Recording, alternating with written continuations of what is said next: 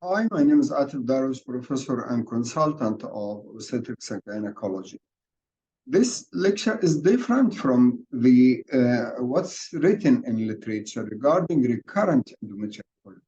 This lecture is actually uh, designed to avoid recurrence of endometrial polyp. So we will not treat recurrent endometrial polyp rather than avoidance of the endometrial polyp. How to avoid occurrence of endometrial polyp? This is the target of this talk. You know, endometrial polyp is the commonest intrauterine pathology, as it is already mentioned that more than 50% of cases of abnormal uterine bleeding and around 35 to 40% of infertile cases have endometrial polyp at any time.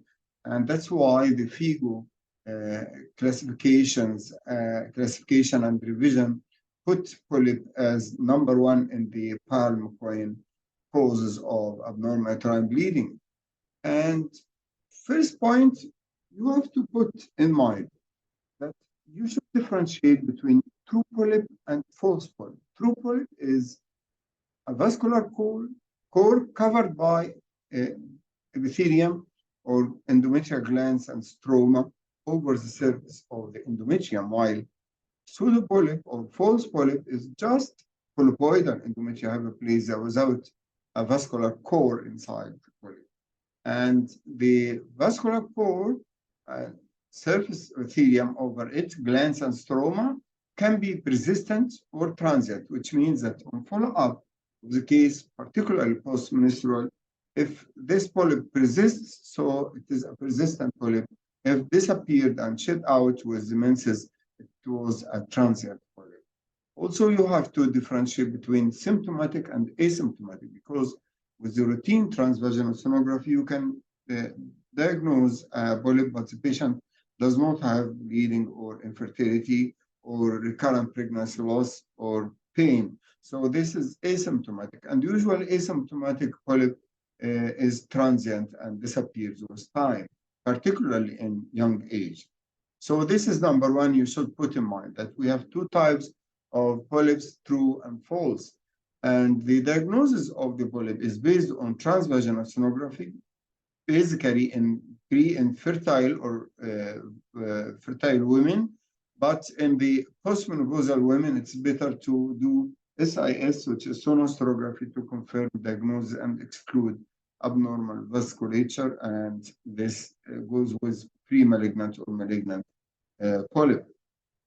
Doppler and 3D are helpful for confirmation of the diagnosis by transvaginal sonography. Two important questions come from the couple. Number one, is this polyp malignant or benign?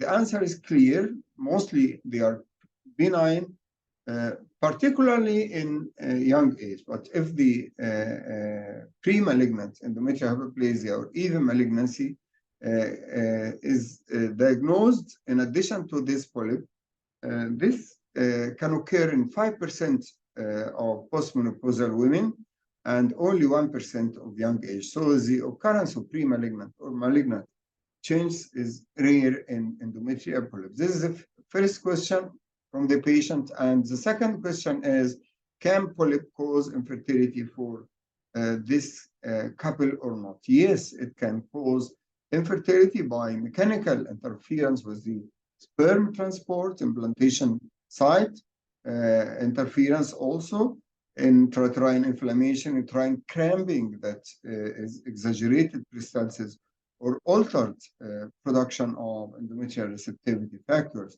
And really, the diagnosis of polyp is too frequent nowadays in infertility cases because of the frequency of induction of ovulation and frequency of transvaginal sonography and assisted reproductive techniques. The following question is, to treat or not to treat if I am an infertile patient, would you excise this polyp or not? The clinical practice recommend excision of any intrauterine polyp, as excision of the polyp leads to increased pregnancy rate, whether spontaneous or ART.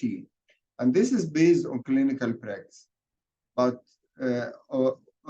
also, if a patient with IVF cycle, you can excise the polyp in the same cycle of stimulation at the beginning, and you continue without cancellation, and the results are similar to excision before the cycle of stimulation. This is clinical recommendation, but regarding the evidence, there is insufficient evidence to support cystoscopic polypectomy in IVF. So we have two conflicting evidences. One is clinical evidence, which is just recommendation, and the second is scientific evidence based on the research. So cystoscopic polypectomy does not compromise reproductive outcome. This is an important fact. Another fact is that cystoscopic polypectomy as a routine practice in subfertile women is not currently supported by sufficient evidence, which is level B as recommended by many societies. The patient now has two opinions: clinical recommendation of excision of the polyp and research evidence against excision of the polyp. But she has some arguments that she is exposed to expensive, lengthy protocol with stress and cost of this protocol of induction ovulation. This pregnancy is very precious for her, and she's desiring to be pregnant, and she would blame you if you neglect a polyp and proceed with embryo transfer. And she may say, you have to individualize the decision. I am not similar to other ladies. And there is a chance of exploration of the whole endometrial cavity if you perform hysteroscopy for me for excision of this polyp, in addition to putting some stains to stain the endometrium to search for chronic endometritis. The conflicting results between the clinical recommendations and scientific evidence, I think, come because of missing some variables in assessing the cases with polypi, whether to excise or not. Like polyp size, we have small polyp, large polyp, and very large polyp. The studies did not compare the different categories of polypi and put them in one nutshell. The same applies for the site of polyp. Is it fundal? Is it cervical? Is it lateral? Is it posterior anterior wall? These studies neglected chronic endometritis assessment, which is a contributing factor to the polyp, whether a cause or a result of polyp. In addition to history of failure of IVF or prolonged infertility should be included in those cases. And lastly, how precious is frozen embryo transfer for this lady with, for example, with poor ovarian reserve? This pregnancy is very precious, and in such a case, it's better to excise polyp before embryo transfer of one embryo for an old patient or a patient with poor ovarian reserve. These factors are missing. That's why there are discrepancies between the clinical recommendation and the scientific recommendation. As I told you, this lecture is not to discuss how to treat recurrent endometrial polyp. We would like to predict and prevent recurrence of endometrial polyp. So you will see a patient with diagnosis of endometrial polyp. The first question to yourself is this patient has an organic local risk factor for recurrence or systemic risk factor for recurrence? This is the most important question to yourself. The local causes include the polyp itself, include the polyp tool I will use, the muscle of the uterus, if she has adenomyosis or leiomyoma, the endometrium itself, endometriosis, polycystic ovarian disease, or any other local cause. If the patient has a local risk factor for recurrence, she is liable to recurrence.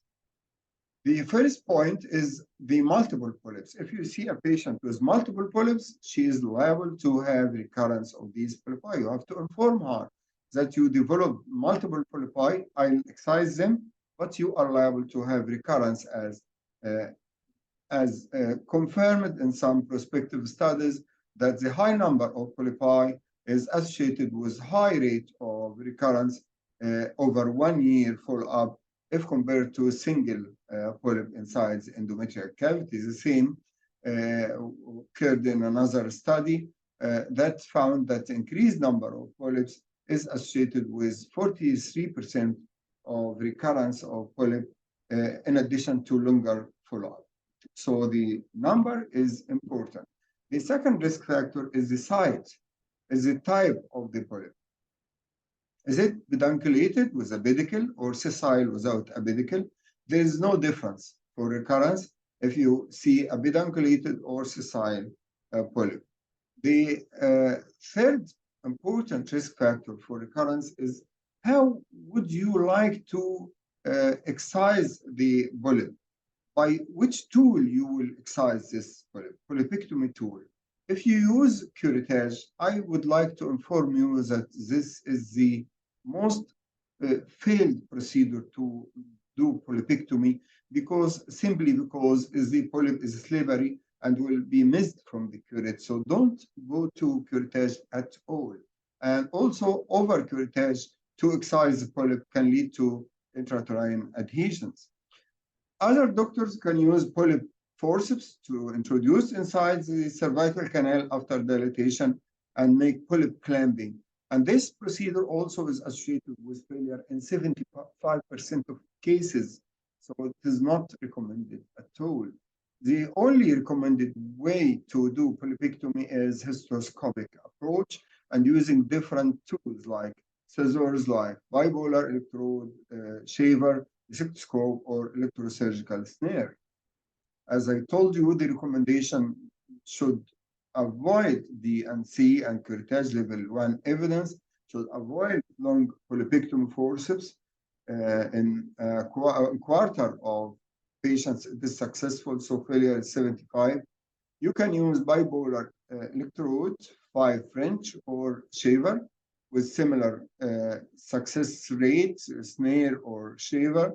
The snare is more time consuming and associated with more insertions of the hysteroscope with increased complication rate, so shaver is superior.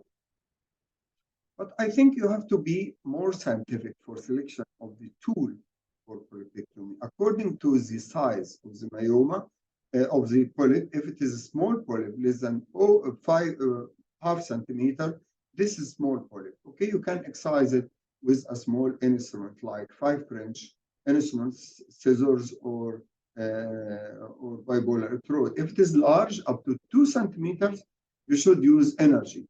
And this can be done by office receptoscope or VersaPoint twizzle electrode. If it is very large, more than 2 centimeters, or general polyposis, shaving is the best approach. So also I add some data, like snare for these small polyps, less than half centimeter, and monopolar or bipolar 27 French receptoscope for the very large polyp.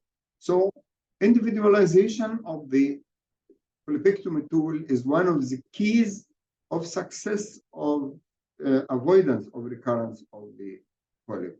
According to the size of the polyp, if you have a small polyp, 0.5 centimeter, is not recommended to use shaver or receptoscope. This is a small, you can use snare or scissors. If it is very large, more than 2 centimeters, it's not recommended to use small caliber instruments because they are associated with bleeding and time consuming. So according to the size, the selection of the tools, this is an important issue.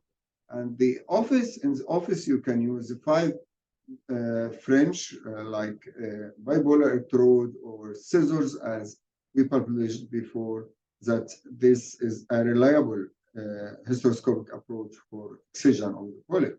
This is a question. If you see a hysteroscopic view like this, and the polyp is near the Darwish hysteroscopic triad, which is ostium and the intramural part of the fallopian tube and the dark spot. What to do in such a case? If you use the monopolar diathermy, it will destroy the orifice And this is not a good approach. In such a case, you have to use mechanical method like shaver, or you have to use bipolar electrode or scissors to avoid destruction of the tuber ostium. So polyp targeted excision is the key of success. If it is pedunculated near Darwish cystoscopic triad or small, you can use scissors or bipolar electrode. If it is sessile or big, it's better to use a cystoscope or shaver. And this is an example of how to use the cystoscope for excision of the polyp. You can cut it in like morcellation of the myoma, but it would be easier than myoma. On the left side, on the right side of the screen, you can see shaver taking the myoma into pieces. By this way or this way, you can excise and remove the polyp safely. And here on the left side, the tuber ostium is away from the polyp, and you can excise it completely. And this is an easy hysteroscopic procedure, unlike myomectomy, which is the most dangerous intrauterine surgical procedure. So myoma polypectomy using receptoscope or shaver are recommended for very big polyp, which is more than 2 centimeters. If it is less than half centimeter, small caliber instruments can be used, and these are effective and sufficient to excise the polyps. But big polyp, like those polyps, can be removed by the cystoscope or the shaver. One of the expected causes of failure of your procedure is incomplete resection, which means if you don't see the polyp perfectly, you will have incomplete excision, incomplete visualization with bleeding, poor technique, missed some polypi, and if you do hysteroscopically guided curettage, also this is one of the causes of failure. Whether blind curettage or hysteroscopically guided curettage, these are one of the important issues of failure you have to avoid. And if you leave the pedicle, long pedicle, this is another cause of failure, because I told you the pedicle has a vascular core and may have epithelium over it later on, and another polyp will occur. Importantly, after excision of the polyp by hysteroscopy using any tool, scissors, scope, shaver, or whatever, you should reinsert the hysteroscope after completion of your technique to confirm complete removal. This is an important issue to avoid recurrence. Now, this is regarding the polyp number, type, and polypectomy tool. What about endometriosis? We may have patients with pelvic endometriosis, and in such a case, endometriosis is associated with recurrence of endometrial polyp if they are present. And it is an independent risk factor for recurrence because the endometriosis patient has hyperesteranism and also the alteration of expression pattern of estrogen receptors and aromatase with increased proliferation and decreased apoptosis in the eotopic endometrium of the woman with endometriosis. All these factors can contribute to facilitation of polyp formation. So endometriosis and previous polypectomy were proved to be independent risk factors in a recent study. What about the endometrium itself? If the endometrium itself is pathologic or hyperplastic, you should inform the patient that I'll do polypectomy for you, but you are liable for recurrence because your endometrium is pathologic. And endometrial hyperplasia means hyperesteranism, and she is liable to have true or false polyposis due to estrogen in her serum or blood. Also, chronic endometritis is a risk factor for recurrence, and it's not well known as that they are results or a cause, but association of chronic endometritis and polyp has been proved in many studies due to the presence of plasma cells in the stroma in at least one CD138 positive cell by 10 high power field, some studies 4, some studies 5 per high power, 10 high power field. If the patient has PCO, she is having hyperestrogenism, and PCO is associated with higher risk of pre-malignant and malignant endometrial polyp in the premenopausal women, and also there is increased prevalence of polyp malignancy in the premenopausal women with 2 or more polyps. So if she has 2 or more polyps, she is liable to have a pre-malignant or malignant polyp if associated with PCOS, in addition to infertility, as I told you. So sometimes doctors do polypectomy and they don't send the polyp to the histopathology. And this is a great cause of recurrence because you did not know the nature of this polyp. Don't throw out the polyp, and you should send it to the lab to see the pre-malignant or malignant nature of the polyp, to see endometrial hyperplasia, to see if the patient needs further treatment like progesterone or not. This is an important issue. So these are the local risk factors you have to put in mind when you are seeing this patient. Now, I see a patient in the clinic with diagnosis of endometrial polyp based on ultrasound. This patient, I have to ask myself, is the patient old or young? If she is premenopausal or postmenopausal, she is liable to recurrence more than young age. So the increased age is a risk factor. Is she obese? Yes. Or if she is obese with increased MBI, so with increased body mass index, so she is liable to have recurrence of polyp. If she is exposed to frequent induction ovulation by estrogen and using drugs like anti-estrogen like Clomid, tamoxifen, and so, she is liable to have polyp. If she is exposed to ART with FSH therapy or HMG, she is liable to have endometrial polyp. So from the history, you can know that she is liable to recurrence of polyp. If she is hypertensive, you know, hypertension with endometrial hyperplasia is a syndrome, we know it. Also, if the patient has chronic drug therapy like estrogen for postmenopausal symptoms for any cause, preparation of the endometrium for embryo transfer or tamoxifen, this is a risk factor. Past history of polypectomy is another risk factor. Long follow-up after polypectomy is a risk factor. And evidence of other diseases that are associated with hyperestrogenism is a risk factor. So we have to assess the local genital organs and the whole patient as a risk factor for recurrence. And these are the manifestations of estrogen dominance, including polyp, adenomyosis, leiomyoma, PCO, endometrial hyperplasia, endometriosis, and ovarian mass, in addition to breast fibroadenosis. As I told you, ovulation induction, whether orally or intramuscularly or subcutaneously, all of them will lead to increased estradiol, and this leads to increased polyp. And the evidence that if you use GnRH agonists in the treatment, this is protective against induction of ovulation. And that's why many patients during induction of the IVF cycles, the doctors say on day 8 or 7, oh, you have a polyp. The question from the patients, why you didn't tell me that I have a polyp? You will answer hard because of the drugs you are using, the estrogen drugs that increase estrogen. So this is the cause of appearance during the induction cycle. So a history of polypectomy is a risk factor for occurrence of polyp, maybe due to genetic aberrations or due to incomplete excision. Longer follow-up is a risk factor for recurrence. Tamoxifen therapy is a risk factor.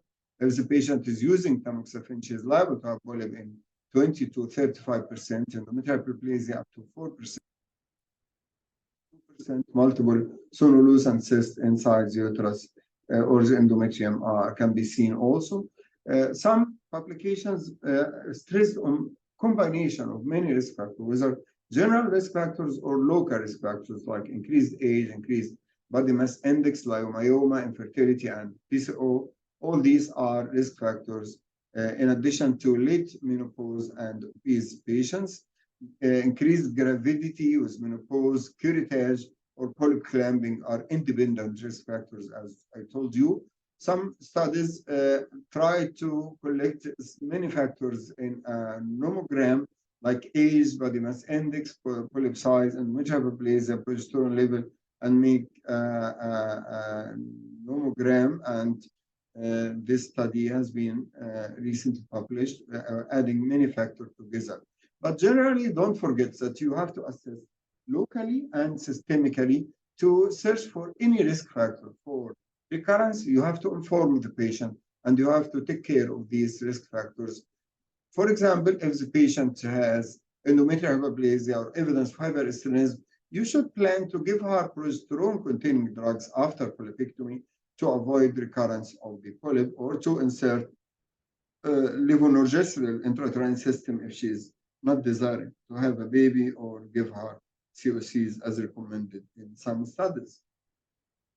But after these precautions, you may face a case of recurrent endometrial polyp in your clinic, and you what to do if you see this case. She may come with the recurrence of these symptoms, or she may be psychologically upset because another doctor told her that your excision of the polyp was not sufficient because the polyp recurred, and this may have a stress on the patient and on you at the same time.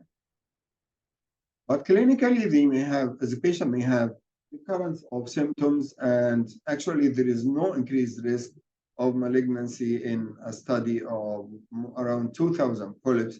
That recurrence is not associated with polyps in this study, is not associated with malignancy. What to do if you are confronted with a case of recurrent polyp? You should assess the patient properly, avoid luteal phase because of normal thickening, and you can go to the lecture on thick endometrium that may reach 60 millimeter. You have to avoid luteal phase examination. You have to confirm diagnosis by SIS in addition to 3D or 2D according to the availability, and check if this polyp is true or false, persistent or transient, and assess the rest of the endometrium. Is it hyperplastic or not? So you have to have an idea about the whole uterus in addition to systemic assessment. If confirmed polyp, you have to search for risk factors that may be missed, whether local or systemic, and you can give hormonal therapy. And of course, if the polyp is significant, you have to do hysteroscopic polypectomy. But if you deny the diagnosis, just assurance of the patient. And particularly in postmenopausal women, if you diagnose a polyp more than 2 centimeters, postmenopausal women more than 2 centimeters is a risk factor for endometrial carcinoma. You have to excise the polyp. If it is smaller than this, you can make follow-up, strict follow-up to avoid any malignant transformation. And of course, you may subject your patient to hysteroscopic polypectomy. You may consider hysterectomy in some rare cases if the diagnosis of the polyp is atypical, hyperplastic polyp, or pre-malignant or malignant polyp. So in such a case, you have to counsel the patient for hysterectomy if she, of course, if she completed her family. But if she is young and infertile, you have to give her progesterone. And you may have a lecture in this channel on how to treat early malignant change in the endometrium in the same channel here. So in conclusion, I would say that recurrence of polyps should be predicted and avoided if you put in mind the risk factors, systemic and local risk factors, and try to solve the problems of systemic and local. This will prevent recurrence. Prevention is better than cure, and don't ignore the local and systemic factors as I told you. Thank you.